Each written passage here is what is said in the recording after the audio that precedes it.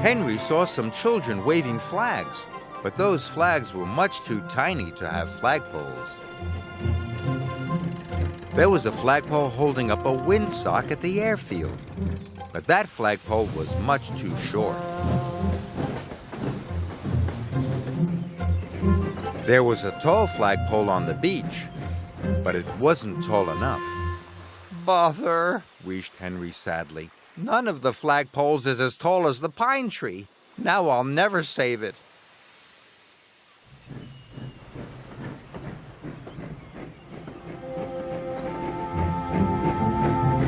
That evening, Sir Topham Hatt came to see Henry at the sheds. "Henry, those workmen had a very important job to do. You have caused confusion and delay," Sir Topham Hatt said sternly. "Tomorrow, you will collect coal, and Edward will take the workmen to the forest."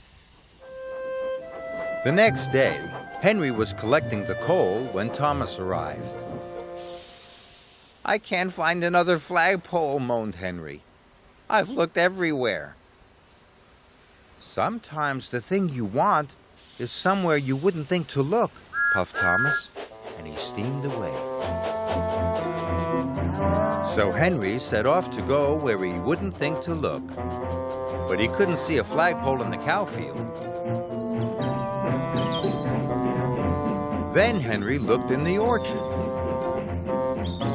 but only Trevor was there. Hello, Henry. "Hello, Trevor. You're very nice," puffed Henry, "but you wouldn't make a very good flagpole." Henry puffed sadly into the docks. Some vacationers were taking pictures of the old ship. Henry looked up at the tall mast. "What about the ship's mast?" asked Henry. It's to be chopped up and used for firewood, me hearty," said Salty. "But it will be perfect for the castle flagpole," Henry chuffed. "Then you best take it quickly, matey," said Salty. Cranky soon lowered the mast onto the flatbed, and Henry raced off to the forest. He had to get to the tree before they cut it down. When Henry pulled into the forest, the tall pine tree was still there, and so was Sir Topham Hatt. "Please don't cut down the tall pine tree, sir," chuffed Henry. "I think this ship's mast would make a very good flagpole." "I would never cut the tall pine tree down," said Sir Topham Hatt. "The workmen are only here to collect some firewood.